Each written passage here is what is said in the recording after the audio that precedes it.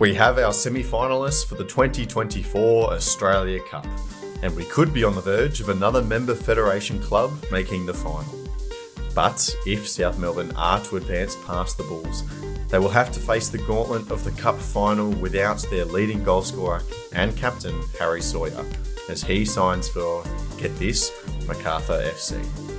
He's cup-tied, he won't play, but a fascinating storyline, and brings up some important questions around the state of the Australian transfer system. It's deadline day for the A-League men right as we're recording this podcast, so prepare yourself for some live breaking transfer news from the past as teams look to make their final additions to their squads. The AFC Champions Leagues are back, yes, that's a plural now. James Johnson backs in Graham Arnold, and the AFC announce a range of changes to women's international football on this episode of the Roundball Australia podcast, supported by Manscaped. Use code ROUNDBALL for 20% off and free shipping at checkout. My name is Lachlan, Avil, and joining me tonight is Jacob Stevens. Jacob, we're sitting here, deadline day is happening on our Twitter feeds right next to us as we go. Hopefully we get something in the middle. That would be rather exciting. Yeah, it feels like transfer deadline days used to feel like, with like the Premier League and the European season and stuff, in that, it's still a bit of a Wild West out here, which is, it makes things a bit more fun, a bit more exciting, because you just don't know what's going to happen. So it absolutely does. You do get the feeling, Christian Montegan, that a lot of these deals perhaps were arranged a little bit before deadline day, but it's fun that the clubs are leaning into the drama and waiting to release them at least. Yeah, I was going to say the clubs they want that suspense, don't they? They want to make the fans wait on the edge of their seats. They've got to plan a couple of days before, but they just want to release it, an hour to go into a deadline day. But no, there's no Fabrizio Romano here, but we're close to Nicholas Lennon. So hopefully we'll see a couple of transfer rumours or updates in the next couple of hours when we're recording, and we can break the news. Yeah, it'll be good fun, absolutely. And I'm sure people listening to this on Tuesday morning will have already heard everything we have to say, but that's the nature of what we do, isn't it? Let's get stuck into it because the second set of Australia Cup quarterfinals have come and gone. We now have our semi-finalists. Melbourne Victory and Macarthur will join Adelaide and South in the final four. Christian, for me, look, the biggest learning out of this weekend is Melbourne Victory, and they look a very dangerous team. They're, for me, the pick of the bunch in pre-season so far for these A-League teams.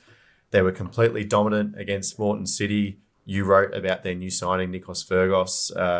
His 2 goals on the weekend proved some of his ability, and ironically, probably showed what they can't get out of Bruno Fornaroli, perhaps vindication for bringing him in. Yeah, well, in that piece that I wrote about Nikos Virgos, the analysis piece, obviously coming over from the Greek Super League, one of his main strengths was his aerial ability, being dominant in the air.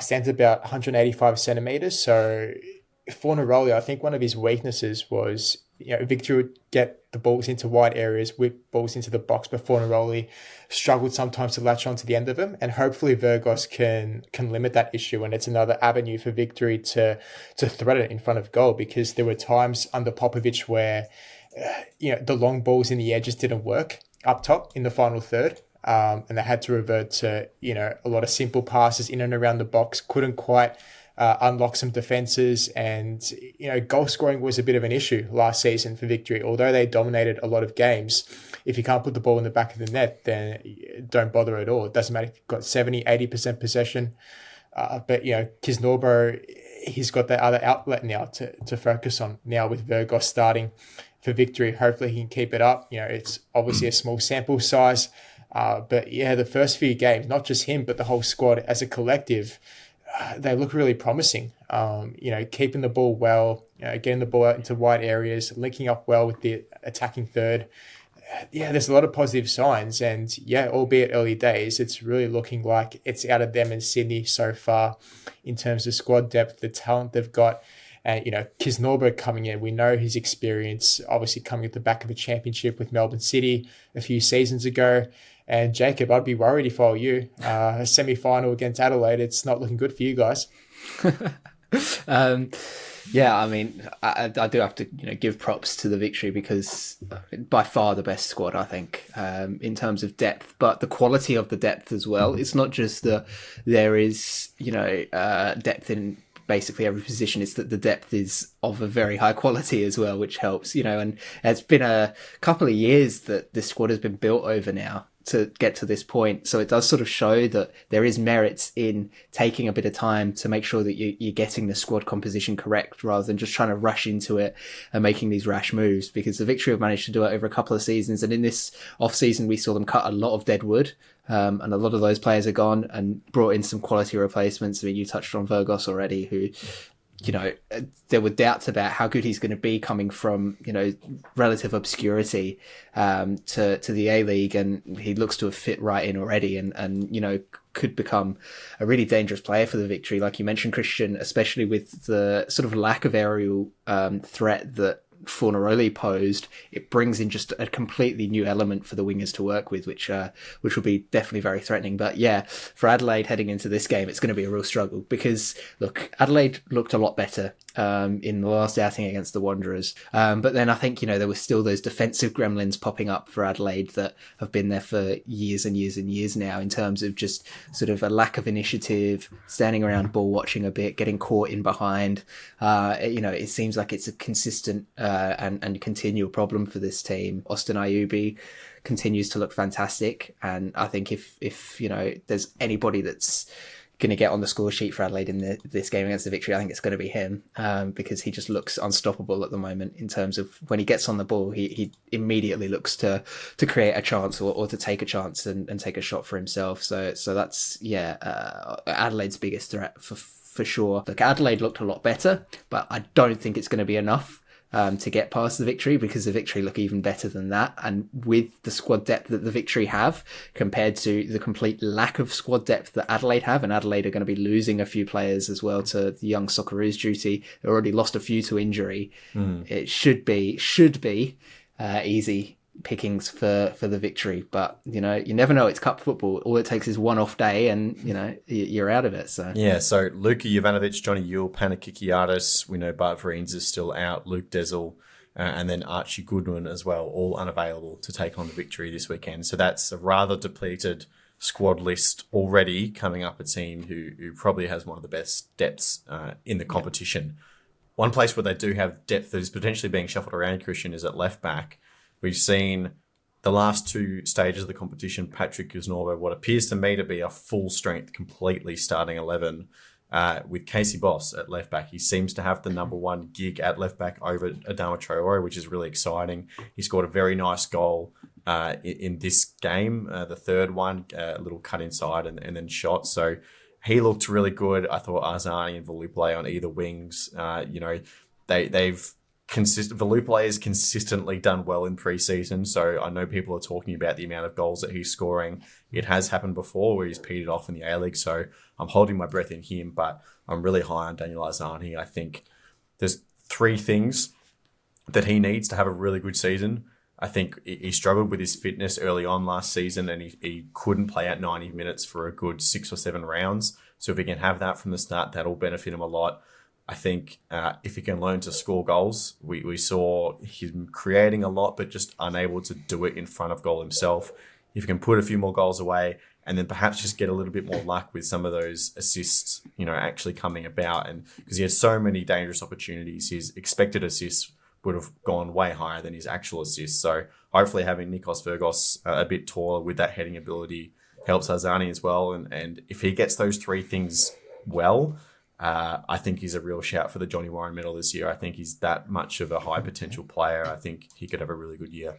100%. And I've harped on about this for the whole season, where Arzani's shown a lot of glimpses of what he's capable of. It's just patting down that consistency. And you've had a couple of games last campaign where he set the world on fire. You're like, why can't we get this version of Arzani every single game? And if that happened, then yeah, he'd definitely be a contender for the Johnny Warren medal. But it only takes a niggle or a slight injury for him to really, you know, take 4 or 5 games to really get back into the swing of things. And if he can just, you know, get rid of that part of his game and, like I said, just keep consistent for a whole season, that's exciting. But we've got to see it eventuate.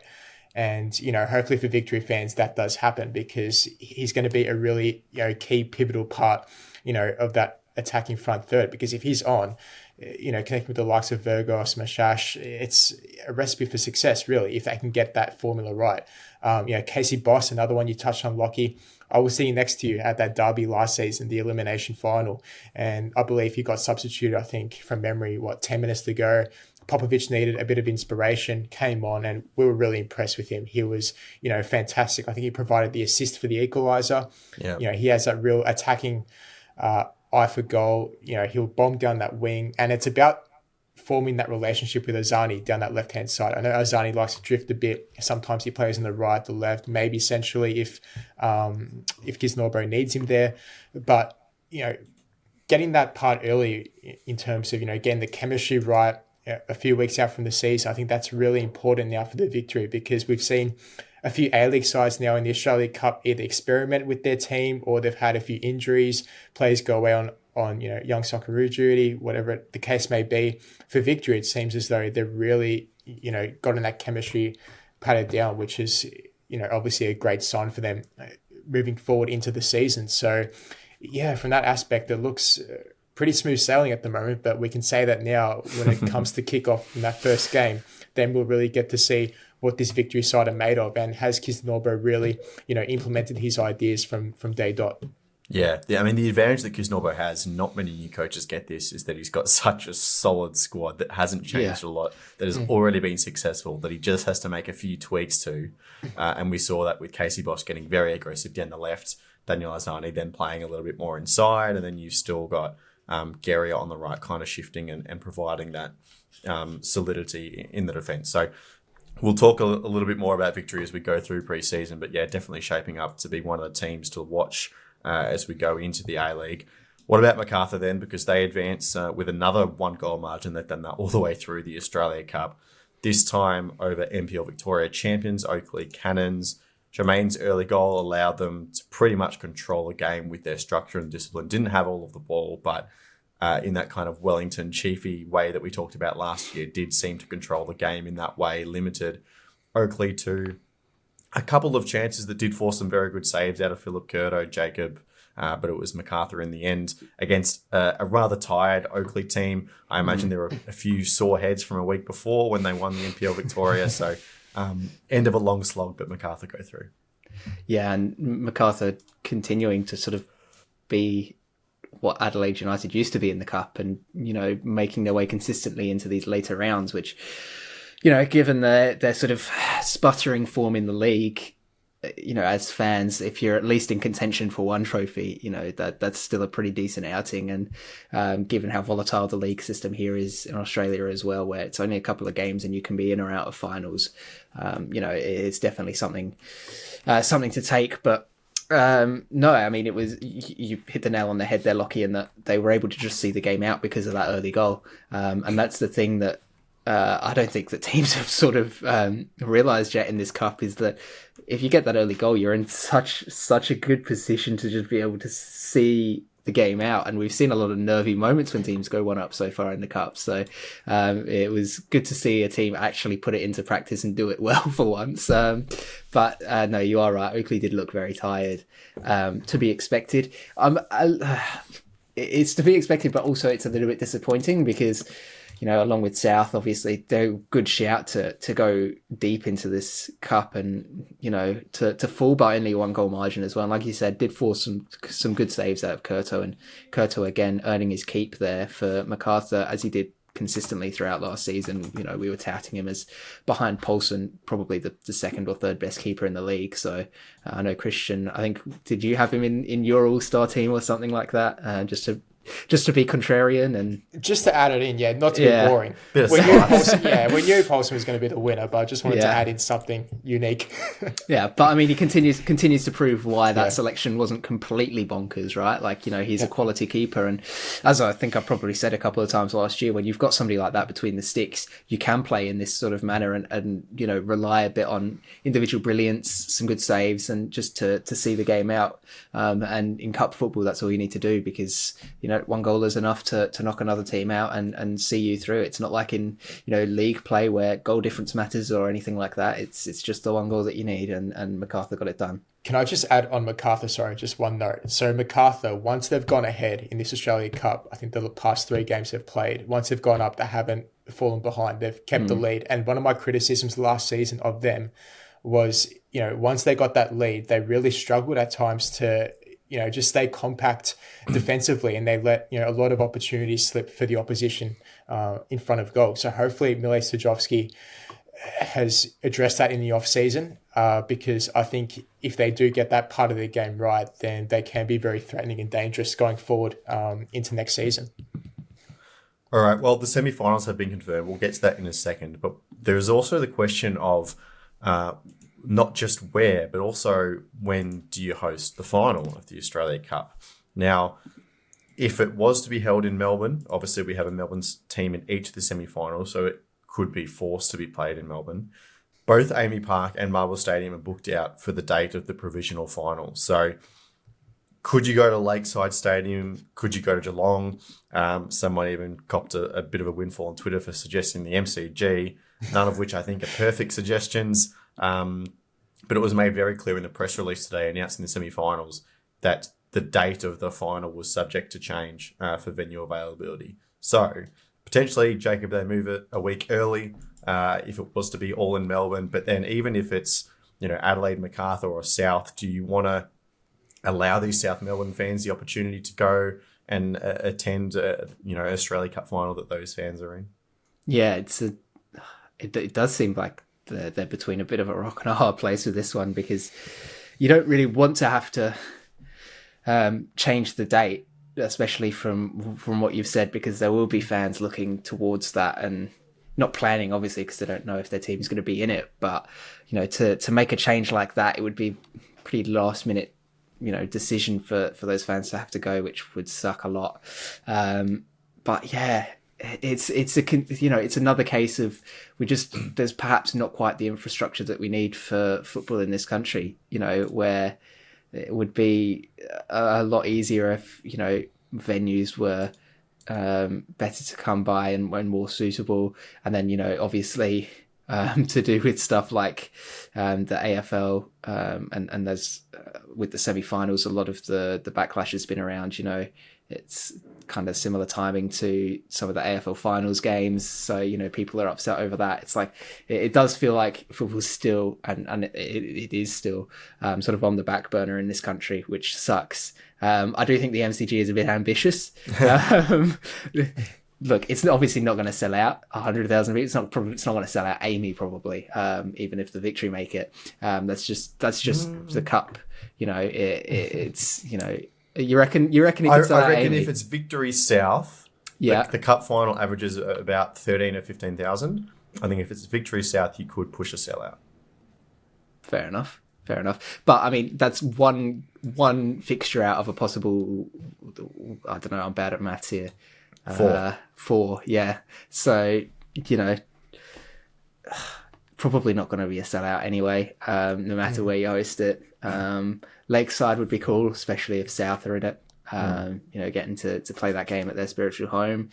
Bit of a mess at the moment. And that's, again, it's part of the problem of it being a preseason tournament as well, is that you are going to have things like, the pitch being relayed at the stadium that you would use, or, the stadium's not being available for use and things like that. So it's a bit frustrating. It'll be sorted out one way or another, but I'm sure people will be angry either way. So, so yes, the final is scheduled for Saturday, the 5th of October. So it could be moved forward a week to the 28th of September, which is obviously not ideal, being grand final weekend in the AFL. But I guess that's just what you have to do if you're going to get a venue. In terms of the semi-final fixtures, Victory will host Adelaide at Amy Park at 7:30 p.m. on Saturday. As Jacob, you mentioned, that does clash with a prelim final at the MCG, which is not ideal. And then South will host Macarthur at Lakeside on Sunday for a 6 p.m. kickoff. But of course, Christian, South are going to have to do it without Harrison Sawyer, their leading goal scorer, their club captain. He signed a 2-year deal with Macarthur. It was a bit of a poorly kept secret, but that is out now. He's cup tied. He is a Macarthur player. He can't play for either side in this game. So it's going to be decided without him. But I guess the Harrison Sawyer-derby, a new fixture in Australian football. One of the A-League's worst kept transfer secrets, I reckon, because for the past few weeks, it seems like he's already been signed, sealed, delivered at Macarthur. It's just been that sort of thing. A few days ago, I even asked you guys, has that been official yet? Because it seems like he's already signed for them, but obviously now, it's set in stone. But yeah, for South Melbourne, obviously that's such a massive loss. And to come up against Macarthur, the side that, you've just signed for, and then to face your old club, that's... Yeah, from a South Melbourne point of view, that's got to hurt, doesn't it? Because, if it wasn't for that, I'd honestly pen them in as favourites, considering their form and the way, the season's panned out for them. Because like I said last podcast, it just seems like everything's just falling in their favour at the moment. And to have this happen, it's just a massive bump in the road for them.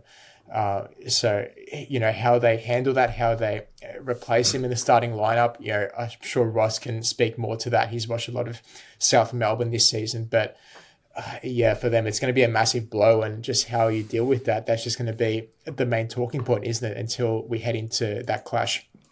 Yeah, they have scored goals without him. It's definitely not impossible by any means, but it is a blow. But looking forward, when he does eventually get the opportunity to play in a Macarthur kit, Jacob, how do you see him fitting into that system? With, of course, Shaman up top.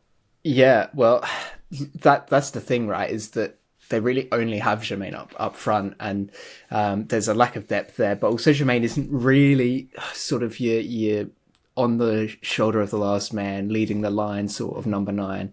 He's not an out-and-out centre forward. Whereas he's not as mobile. Yeah.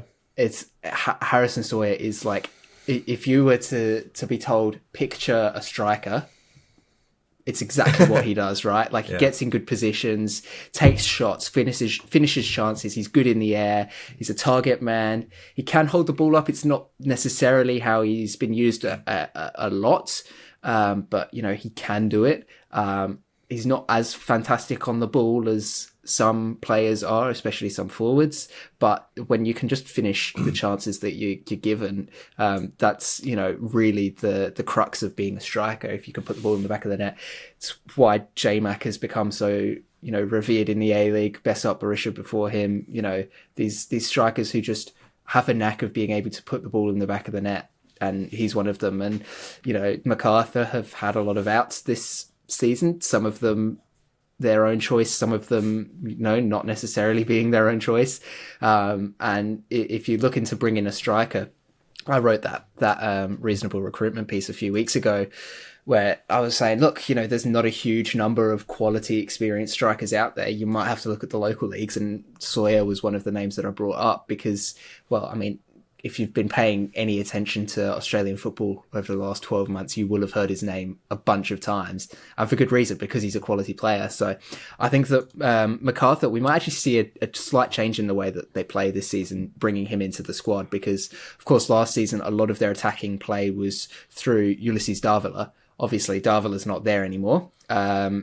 Jermaine still is, but he's not going to be that sort of central creative force that Davila was. So I think that we might see the ball starting to move a little bit wider for them. We know that they've invested heavily in their wingers and in bringing in some younger players out wide. They've got Raphael, they've got Bernardo out there as well.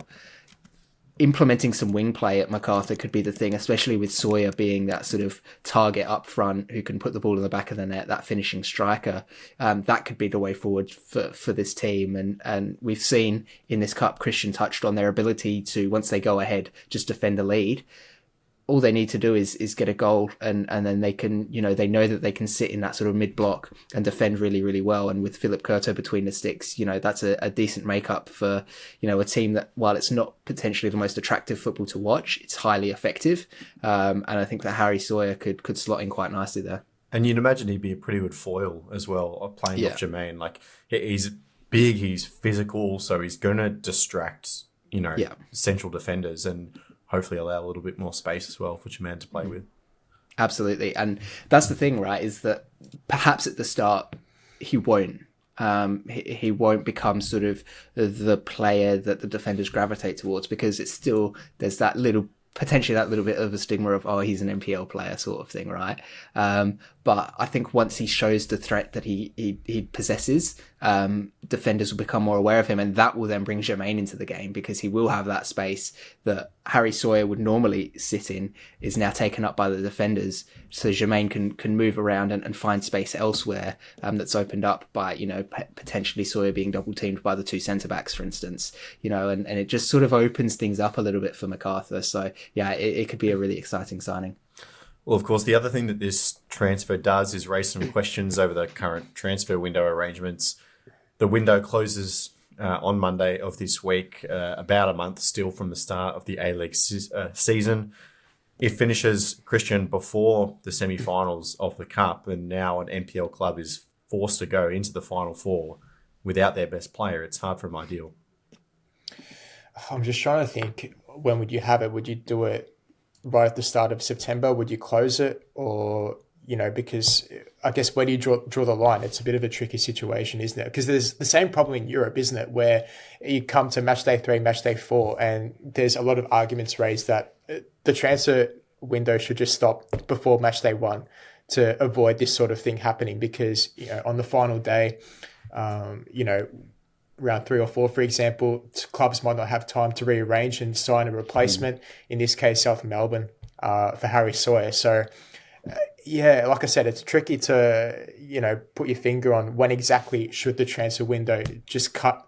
But yeah, what do you guys think? When would your best?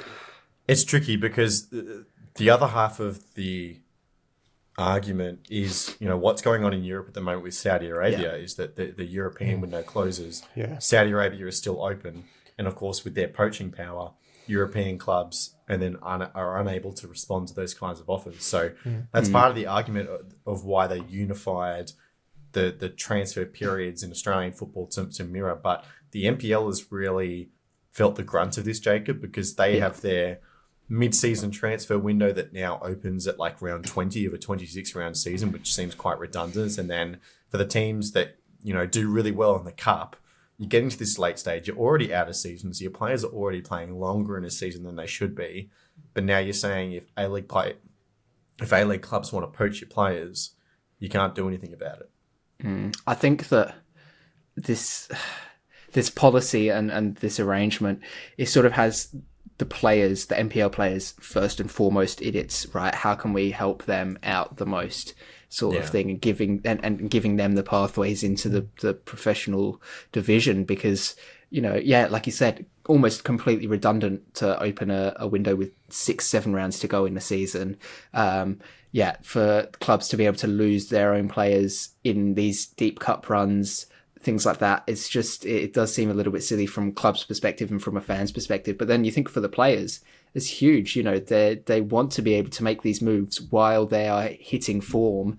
In form, they've come off the back of a good season, sort of thing as well. So from that perspective, you can see why players would like it, right? Because it's the chance for them to go from having a good season with their NPL club to going straight into an A-League side. And hopefully being able to continue on that form. Okay, fatigue and things are going to come into play there a little bit, especially if they're one of those players who have had a longer season with deeper cup runs and finals and things like that. But, for them, it doesn't give them that chance, because we know how long those off seasons can be, for them to sort of not get any meaningful minutes for a long time, and then perhaps that form sort of withers away a bit. So it's one of those ones where it's difficult because the seasons don't align, so it can't really be perfect for everybody. And I think if the A-League season was a bit longer, that would help out a hell of a lot, and you'd be able to move the transfer window around a bit, to be able to help out there. But with the length of the off season that the A-League has,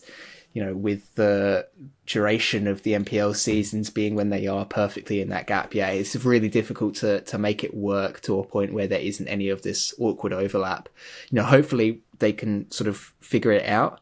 I don't know if it was part of that framework that was put forward by, was it Football Australia, a while back now. I think we mentioned it on the podcast, where they sort of were talking about setting out the football calendars for the next few years. I don't know if the transfer windows were in the discussion there. They probably were. I just can't really remember. But yeah, it's something important to figure out, because we don't want to be disadvantaging the clubs that have helped develop these players, but we don't want to disadvantage the players themselves either. So it's a really difficult balancing act.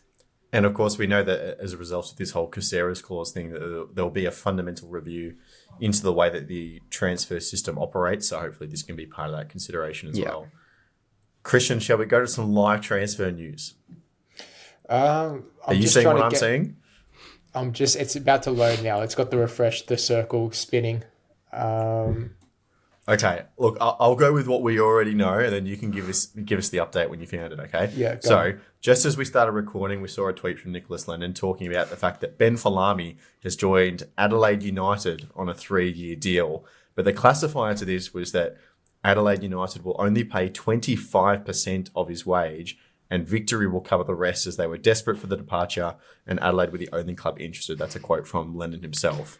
And now we're a little bit confused around the structure of this deal, but I believe we have an update. Christian. So it says Ben Falami only has 1 year remaining on his contract, and then Adelaide will cover the entire wage. So is that a loan? Is that a loan for 1 year with maybe a dedicated transfer, like an obligation to buy, something like Probably that? something maybe like that. Depending on how many games he plays during the season, if he doesn't fulfill that void in his contract, then perhaps maybe he returns to Victory. I don't know. There might be some clause in it, because otherwise that'd be a bit of a weird transfer if there wasn't some type of clause in there to state that. Yeah, I think it's because from what it sounds like, Adelaide have given him a 3-year deal, but there's not been any announcement that his contract with the Victory has been terminated, because he's still on that 1 year deal with the Victory. Maybe to get the signing, the condition of the signing, and for the new contract would be signed at this wage, and Victory, you have to pay this much, and then when that's all signed, that's a condition for the current contract to be torn up. Yeah, probably something like that. But look, it looks a lot less of a good deal for Adelaide when it's only the 1 year of the wages being covered. Because look, I know that I'm a bit pessimistic about Adelaide United. Sue me, but really, this is not the most inspiring signing I have ever witnessed. Especially given we literally just mentioned the lack of depth that Adelaide United have, especially in defence, and they go and sign a winger, and it's just. I think the most disappointing aspect from an Adelaide perspective is you've got so much depth in terms of talent and the youth coming through, and to get someone like Ben Falami, like someone I'm sure in your youth ranks can fill that void and play a few games during the season. Like Ben Falami isn't someone who strikes me as, okay, we really have to push and get him. He's really a vital, important piece for our project. The planning and the strategy behind all of this, it's sort of a detriment to Adelaide's sort of scouting process these past couple of seasons, and it's gotten you to this point where you've got no clear identity in terms of transfer strategy. It just where are you guys going? And Jacob, you'd be frustrated as much as anyone, and Well, you're spot on with the youth bit, because everybody's been really excited to see what Amlani Tatu can do in the A-League this year. And now you're bringing in, and this was a problem that Adelaide had last season when they were playing Ben Halloran over Austin Ayubi, and everyone wanted to see what Ayubi could do. And it was Ben Halloran who kept getting the minutes. And I can see the same sort of thing happening here, where everyone wants to see Amlani Tatu, and it will be Ben Falami that will be the one coming off the bench. And it's a really frustrating thing. And you're right. And it's not like it's we just need some players. It's a 1 year deal sort of thing. This is a 3-year deal. This is a commitment for the next couple of years. And the owners came out recently at the members forum and said that in 3-4 years time, they want to be competing for a title. That means they were looking to be competing for a title with Ben Falami on the team. What is going through their heads? And you're right, it doesn't align with the project that they've set out for themselves. It's incredibly frustrating, especially. I can understand if it's a really high top caliber marquee player. You can say, okay, fine, we can understand it. But for someone like Falami, with all due respect, he's an okay player, but what has he really done to prove his worth to get this Well, 3 years. That's why Victory is still paying 75% of his wages for this first year. Exactly. Can't you see the signs, Adelaide? Yeah. Like, what are you doing? And the fact that Adelaide were supposedly the only club interested. Plus, Adelaide signed Dylan Piraeus at the start of the off-season for basically this role as sort of a depth piece on the wing. It boggles the mind. It really does. All right, let's move on because we've got plenty more news to get through. We'll go back to Macarthur just briefly to get this out of the way because the Bulls have also signed in Belgian centre-back Dino Aslanagic. Played many years for St. Lige and Antwerp in the Belgian Pro League. He is Belgian himself. And then most recently in Turkey and Saudi Arabia as well. And that's the Saudi Pro League. So, whatever you think about it, it's a high quality, it's a higher quality of football than we've seen in the past, of course, in Saudi Arabia. So, interesting to see how that plays out. Welisol Oliveira signs with the Newcastle Jets. We've known about this for a little while. That deal is officially across the line. A 1-year deal for the Brazilian. Christian Stanton saying himself that Oliveira is very good at taking players on with his dribbling. He'll wear the number 10 shirt, which is interesting. Stanton's been saying we're going to sign a striker, but he said that when he's not an out-and-out striker, he's a bit more of that just in behind shadow striker kind of role. Can play out on either wing as well. But it'll be interesting to see the dynamic between him and Lockie Rose as well, who's much more of a poacher who started in all their cup games. Yeah, I haven't seen too much of him play, but in seasons gone past, the Jets have been known to stuff up on a couple of marquee transfers, haven't they? And they've sort of failed to disappoint and live up to the hype. So hopefully this time around, he can provide a bit of a spark going forward, combine a bit with Lockie Rose, like you mentioned there, Lockie. So, all in all, I can't fault the transfer, but you've got to, wait and see, what he can really produce in, the first few games to really get an idea of, what he's going to bring to the league. In that sort of number 10 position, he can, play a bit behind the striker, offer a bit going forward as well. With his talent, he can, take on his man from all accounts. So, there's a lot of, positives that I'm hearing. But again, we've just got to see how he produces on the field because that's where we judge these players at the end of the day. Well, up to the Brisbane Roar and a signing, Jacob, that people probably won't realise that they've actually seen very recently. Rafael Struik, Indonesian attacker, played 45 minutes in the draw against the Socceroos last week. 21 years old, can play anywhere across the front three. Signed from Dutch second-tier side ADO Den Haag. A 21-year-old Indonesian, supposedly the next big thing in Indonesian football. That's another very interesting one. I think that this could be a very good signing for the Raw. They've been really crying out for somebody who has a bit of flexibility up front. And he's going to be able to play on the wing. He can come in and take some minutes off of Waddingham if he's getting tired and things like that. Like it seems to be a really, really smart move. And we talk about these Mariners type signings, young player, pedigree because he's come from a decent side over in a European league. He's got the flexibility to play across the front three. He's already playing international football. Like, it has all of the ingredients there to be a very, very good signing. It's about, can Brisbane use him correctly? Can they nurture him? Can they help develop him further? Because if they do, I think that they could have a real player on their hands. And like you said, it's a player that people won't recognise.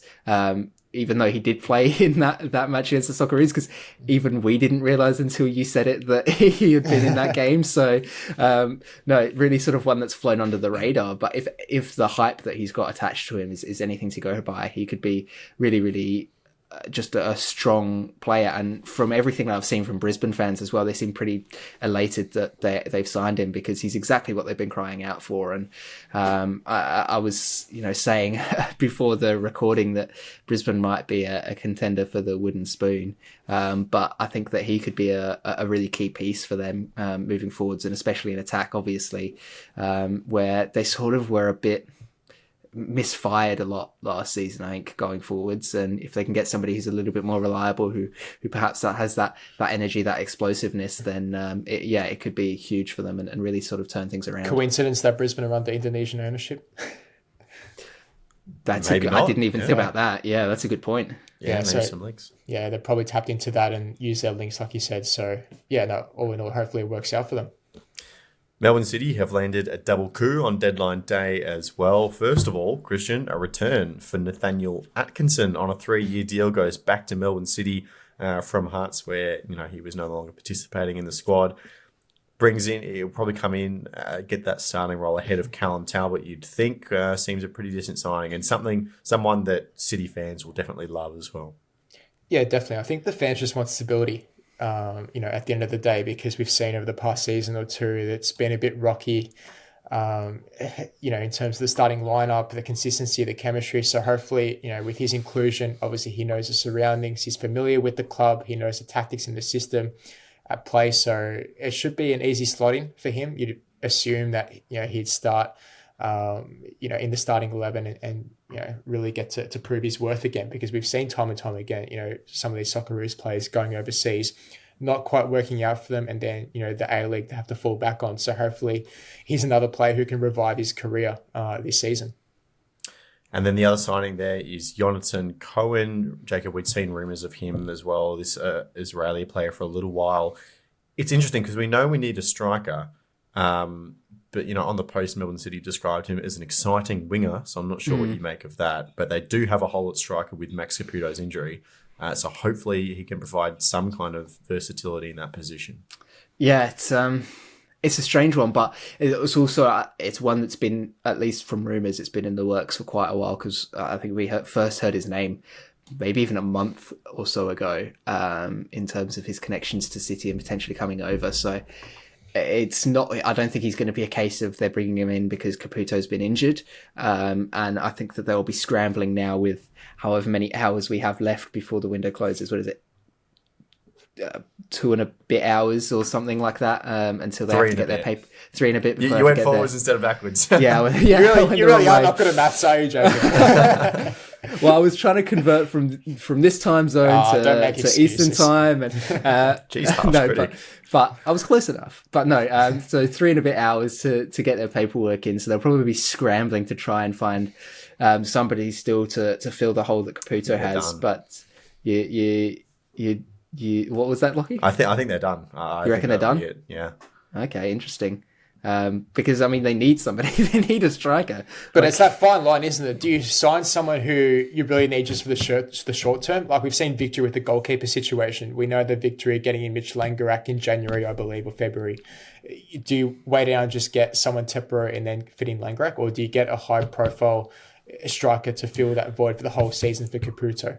I just think with the network they have, they would have had their list of options made when they were considering Caputo. So, yes, they brought in one player already off that list, but they would have had a B, a C, a D, an E choice or whatever. So I just think if it was going to happen, it would have happened already. Like it wouldn't have taken this long to get things going.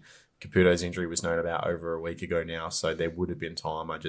I think it's too late now. But on the other hand, not to come back to Adelaide, but to come back to Adelaide, they've had no defenders all off season and haven't signed any. So they don't have the network of Melbourne City.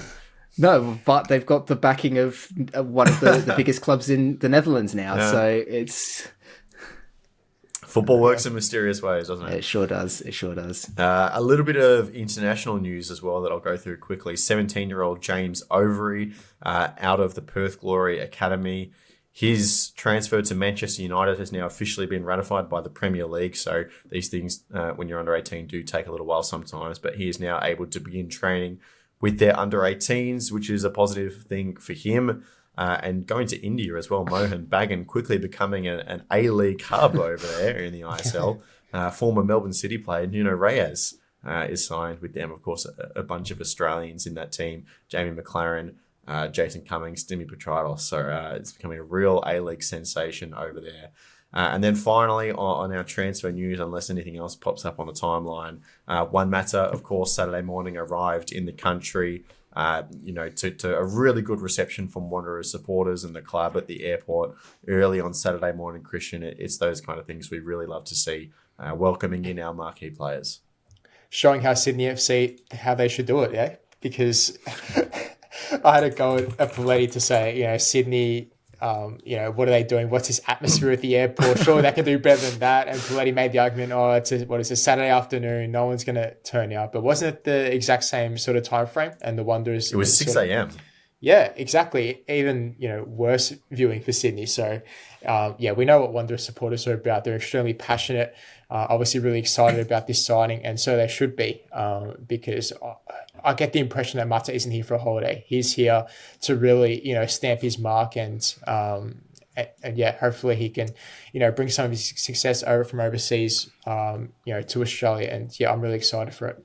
I'm struggling, Jacob. I can't remember a time ever where the words "he's not here for a holiday" from an Australian football pundit has ever come back to bite anyone. It's never happened before. Well, I mean, at the very worst, hopefully it will see a bump in crowds for the Wanderers, who from going from one of those really intimidating atmosphere at the old Parramatta Stadium to, then spending a couple of years out at the GWS Stadium, wasn't it, out at Olympic Park, and then coming back to CommBank, but it still hasn't quite felt the same. Hopefully this will give a little bit of a boost to that and sort of bring some of that excitement back to the West, because it's when the RBB and the Wanderers fans are on song, it's it just makes the game more exciting. It makes it so much more fun to watch. It's the biggest derby for me, at the moment, you have to say. So to bring this extra flair into it, it's going to be extremely entertaining. Yeah, it's that first round one derby is going to be off the charts. You can just feel it. One matter as well, if you're watching that derby and you're wondering why he's wearing the number 64 on his back, we believe it's a tribute to his parents who were both born in that year. So no number 10 or 6 or 8 for one. A nice little tribute there.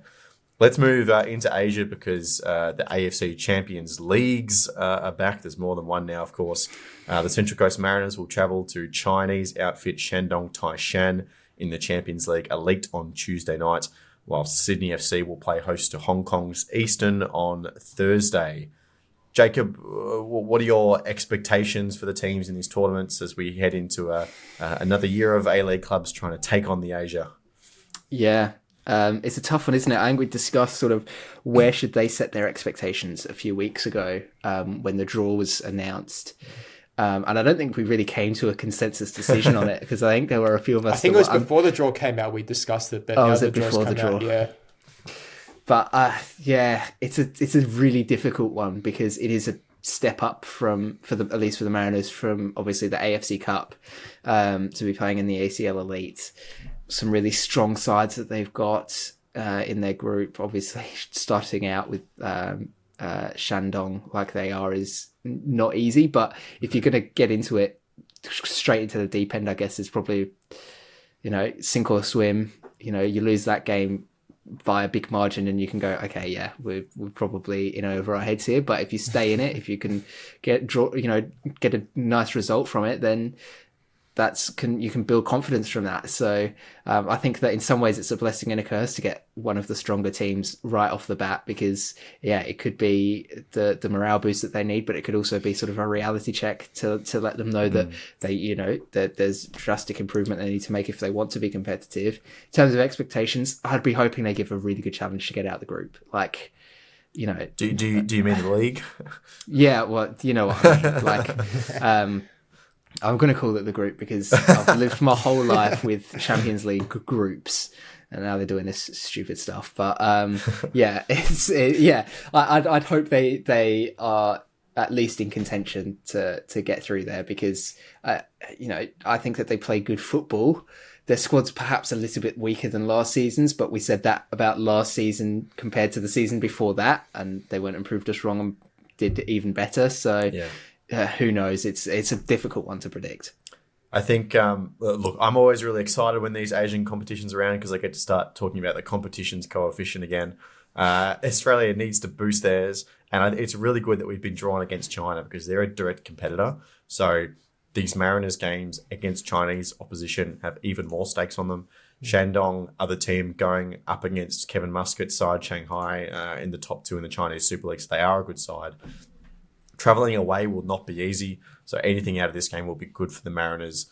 I really do think they should get out of the league phase. You only have to be top 8 of 12, so probably 3 wins and maybe a draw, maybe 10 points depending on how good those other kind of bottom 4 teams are, should be enough to get you out. If you look at Sydney FC, obviously they're playing in what is essentially the quality of last year's AFC Cup plus a few of the top Japanese, South Korean teams sprinkled in. So getting out of their group should happen for me, Christian, and then a run in knockout football is what it is.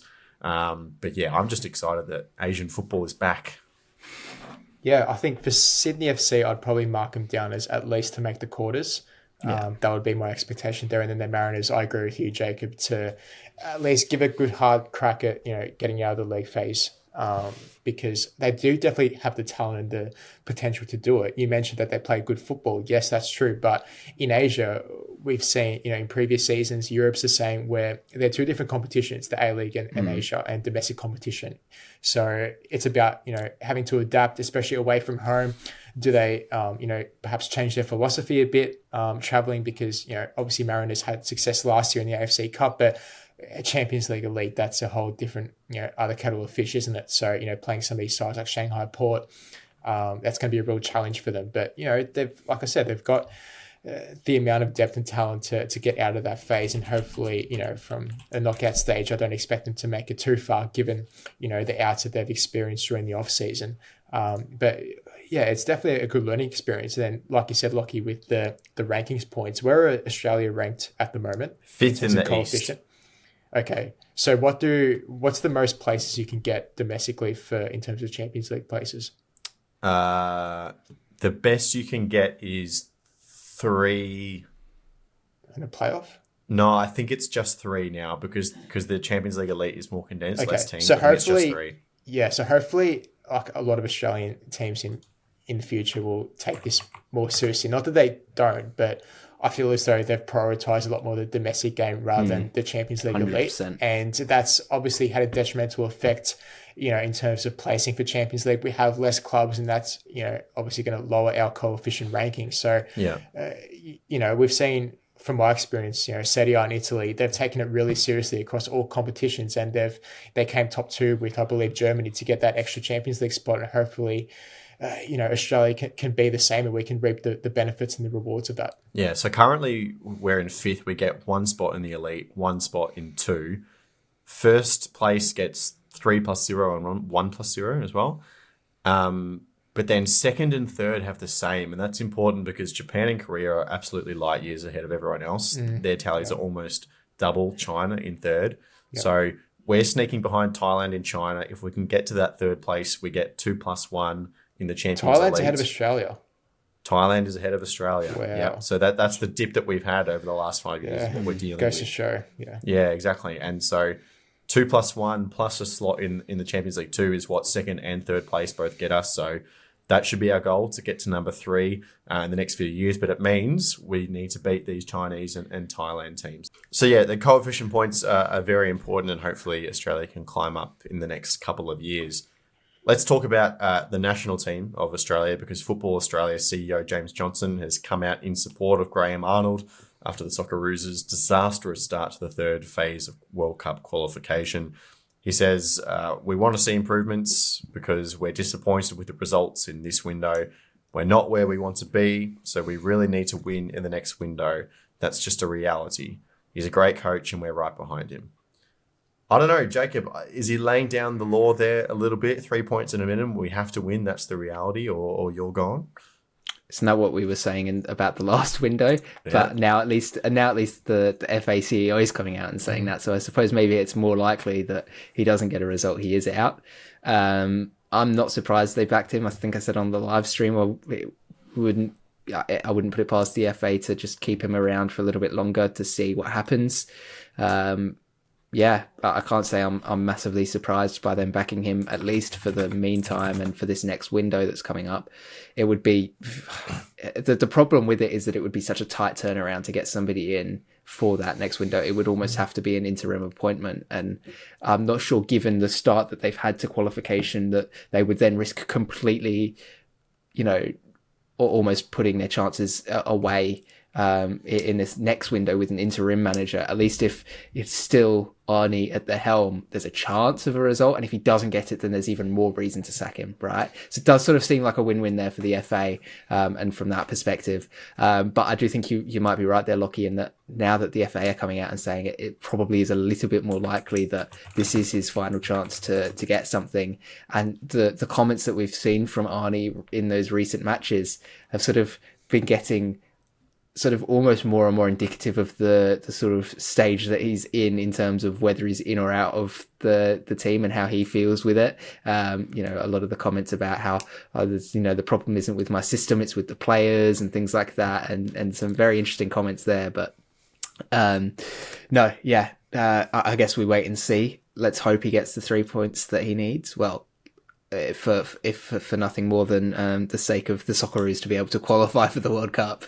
But yeah, it does seem like now the line has been drawn. It's in the sand and everybody can see it.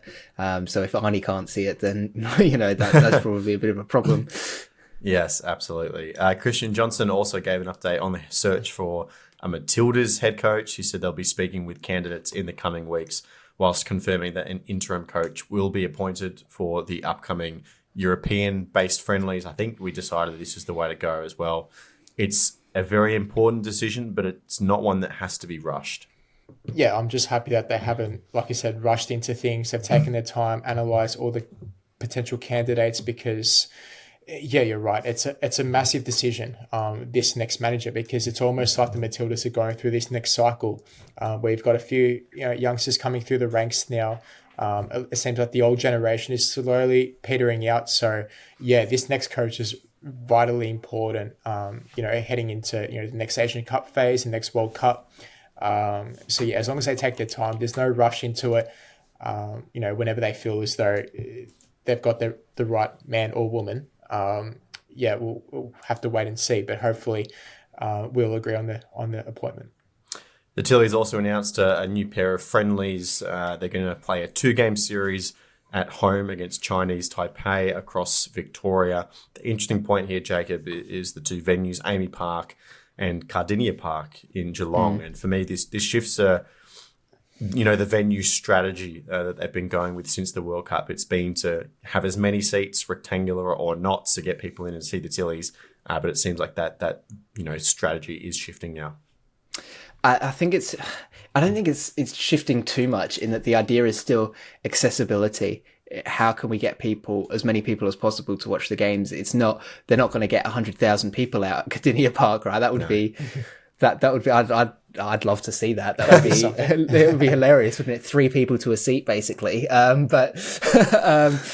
it's still, though, it's increasing the audience in a way, right? Because it's taking it to these areas that don't get these games very often, but there are still going to be fans out there that want to see the Tillies play, and that, maybe that drive into Melbourne isn't worth it, when they are playing there. So the chance to have it out in Cardinia is a bit nicer for them.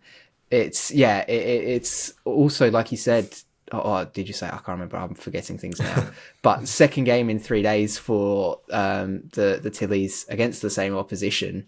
So it's a case of you wouldn't want to host it in the same place because everybody's seen this game. It seems a bit redundant. So yeah, you take it regional, or you take it somewhere that hasn't had a game in a while, or is a slightly different market. And I still think it keeps with that general strategy of, let's really take on what Australia has given us in terms of the support of this team. Let's not just centre it in metro areas and, really hone in on the capital cities. Let's also make sure that there are people out there who are, not in the big metro areas that are getting a chance to watch this team play, because they still support them. They're still going to turn up for them, that sort of thing. So it's sort of continuing to garner goodwill with the fan base through what has been a pretty difficult time for the Tillies recently, right? I mean, that Olympics campaign we've spoken about was not fantastic for them. And this is a chance to make sure that, okay, that wasn't necessarily a success, but we're going to make sure that the fans know that we still appreciate them by going and taking our games to these areas that don't get the games often, and things like that. Yeah, so for me, it feels like if this was 6 months ago or 12 months ago, whatever, the second game would still be in a Sydney or a Brisbane or a Perth or Adelaide or something and play in a big stadium. But this is a more targeted approach to go to a regional centre, like you say. It's not purely just about the most seats anymore, which I think is the right move. Well, finally, the AFC have announced a host of changes to their women's national team competition structures. The changes set to be implemented for the 2027-31 cycle. So still a little while away, but important changes that have to be made with a lot of leeway time. The Asian Cup qualifiers will be split up into 2 rounds. Australia, as part of the top 8 ranked nations, will skip the first round. We'll go straight into the second, which will be 24 teams split into 6 groups of 4. Centralised single round robin, so you travel to a single location. The winner of the group advances through to the Asian Cup. And then the slightly annoying bit here is that 5 of the 6 best runners-up advance to the 12-team finals. So someone in second place does miss out on goal difference likely. The reason that is because the host nation needs to slot in there somewhere. So that's going to be very unfortunate for someone, but it's a new system. World Cup qualification used to just be decided by the Asian Cup. This time around, it'll have its own standalone qualification path, which is definitely a good move. Australia will again likely skip the first phase. Then we'll have 6 groups of 4 teams, centralised round robin. Top 2 advance to the third phase. And then the third phase is 3 groups of 4 teams, home and away league. So we get a little bit more competitive home and away fixtures, which is good as well. And then that will decide direct qualification or potentially playoffs as well, depending on what FIFA's slot allocation is. We've heard rumours in the last few weeks of temptations to expand the Women's World Cup as well. So that is yet to be determined. And then finally, the Olympic qualification process is being simplified as well. So firstly, to qualify for the Olympics, you have to make the quarterfinals of the Asian Cup. You have to get to that final 8. That's essentially the first phase of qualification. Then those 8 teams get split up into 2 groups of 4 teams, and then those play home and away again. Top your group, you get to go to the Olympics. So in summary, standalone World Cup qualifiers and more home and away competitive fixtures, Christian. So those both seem like ticks to me. Yeah, definitely. There's more of a structure to it, isn't there? Where it seemed it was a bit sort of flippy-floppy. There was no real, set structure, like I said. So hopefully this will, provide a bit more clarity going forward in terms of the qualification phase, and it makes it also more entertaining and exciting for fans as well, other than just qualify based off an Asian Cup performance or what have you. So definitely looking forward to it. Something new for sure, but definitely something that was much needed indeed. Because Jacob, we don't tend to play a whole lot of competitive games that are technically home or away. In the first phase of Olympic qualifying this time around, the only reason Australia had games at home is because we hosted that little centralised tournament. It's good, and it's that's one of the critiques still of the men's game in terms of international football, is that even with the implementation that UEFA tried with the Nations League, people still don't really treat that like it's competitive. It's still sort of seen as these friendly games. So for the women's game to recognise that perhaps there is a bit of a shortage, but also the fact that they do need standalone World Cup qualifiers, because it's absolutely absurd to not have that. The fact that your performance in one tournament, that's it, that determines whether you go to the World Cup or not, is a bit silly, to put it lightly. So no, it's good to have something standalone, like Christian was saying, with a bit of structure to it. It makes the path not more clearer, but it just makes a lot more sense. It's more intuitive for a team to go, right, we're in the qualification stage now. We perform well here, we're going to go to the World Cup, etc., etc. Whereas in the past it was, we're in a tournament, but also we need to perform well, not just because we want a chance to win the tournament, but also because we want a chance to go to the next big tournament that's coming up. So we need to make sure that it's just silly, right? So to have that standalone thing is good. To have more competitive fixtures is great, especially with, sort of that goodwill that the Tillies do have at the moment. To have more games against opposition that are going to be fighting for something is I think that's a net positive, because it means that the games are going to be more entertaining, probably a higher quality as well. And that just means that fans are going to be more engaged. And hopefully, we'll continue to see some good performances from the Tillies off the back of, a poor Olympics campaign. But hey, those happen. There's obviously going to be some big changes coming with the appointment of a new head coach, and then who knows? So a chance to really get into this new format quite nicely. Obviously, it's not going to be now, it's for the next cycle, like you mentioned, for that 2027 to 31 cycle. But it's something to look forward to, right? Because, we know that that's going to be coming up, and that this is how it's going to go. And it's great to see. I mean, Paletti would say that the AFC have always neglected the women's game, and they have a decent argument of that. But this seems like a really good move, and that, they've put some thought into it and made some decent decisions with this one. Yeah, absolutely. And I think, looking at the World Cup and Olympic qualification, the final phase being just 12 and 8 teams, it means competitive games against the really good opposition in Asia as well, which is definitely important to be playing those kind of, we've seen it with the Socceroos as well, playing friendlies against world opposition is great, but to have competitive fixtures against good football sides more often is always going to be beneficial. All right, that will do for this episode of the Round Ball Australia podcast. Thank you again to Manscaped for supporting this episode of the show. You can use code ROUNDBALL on their website for 20% off and free shipping. Jacob Stevens, thank you. Thank you very much, Lockie. And Christian Montegan. We'll have to settle that little dispute about the qualifiers in Europe.